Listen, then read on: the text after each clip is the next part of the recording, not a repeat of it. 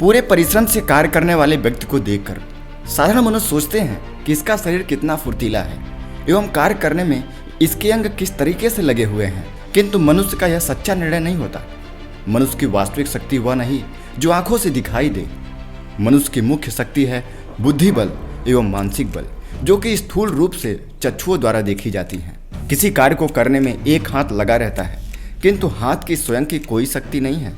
वह हाथ बुद्धि एवं मानसिक बल से संबंधित होता है और कार्य में व्यस्त रहता है। इन दोनों शक्तियों के अभाव में शरीर एवं अन्य वस्तुओं को अणु मात्र भी नहीं हिलाया जा सकता। इन दोनों शक्तियों के सामंजस्य से ही पूर्ण पुरुष का निर्माण होता है।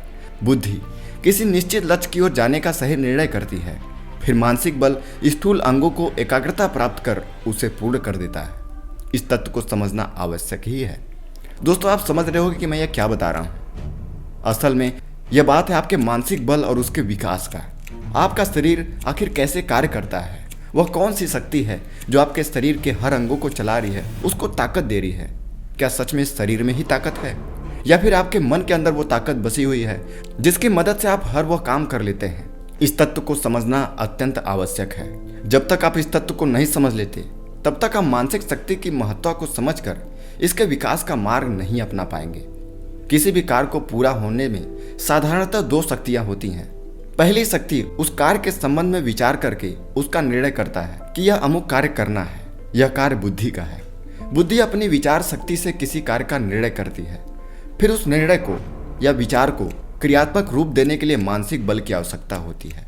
अगर आपका मानसिक बल कमजोर है तो आप किसी भी हल्के फुल्के कार्य को भी नहीं पूरा कर पाएंगे।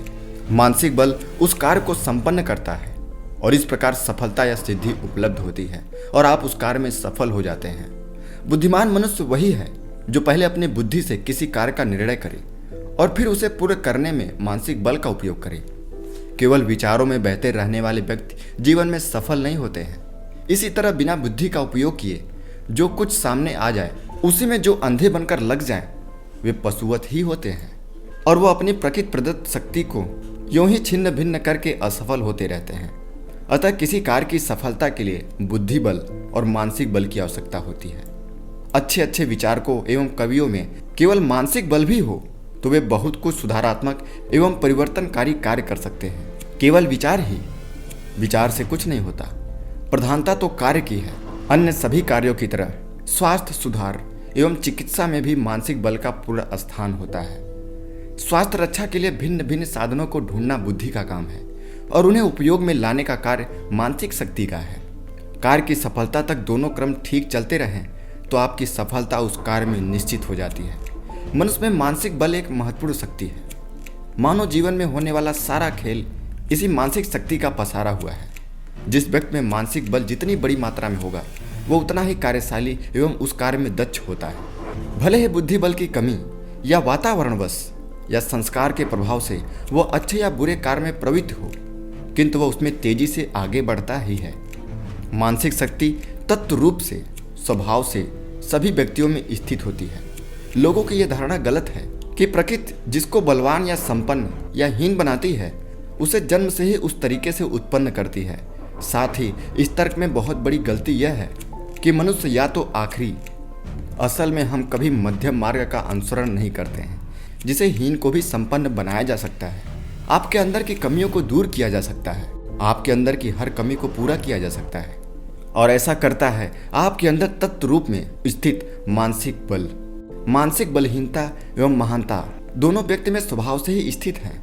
केवल कर्म क्षेत्र की वजह से एक व्यक्ति महान बन जाता है, यहाँ तक कि अपना शरीर निर्वाह नहीं कर सकता।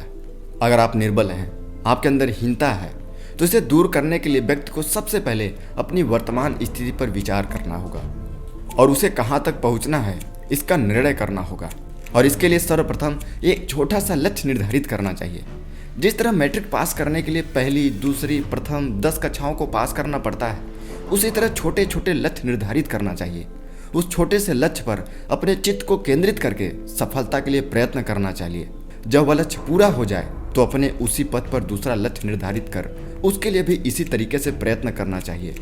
इस तरह जैसे जैसे सफलता मिलती जाए अभ्यास करने वाले व्यक्ति को अपने लक्ष्य की ओर आगे बढ़ते चले जाना चाहिए।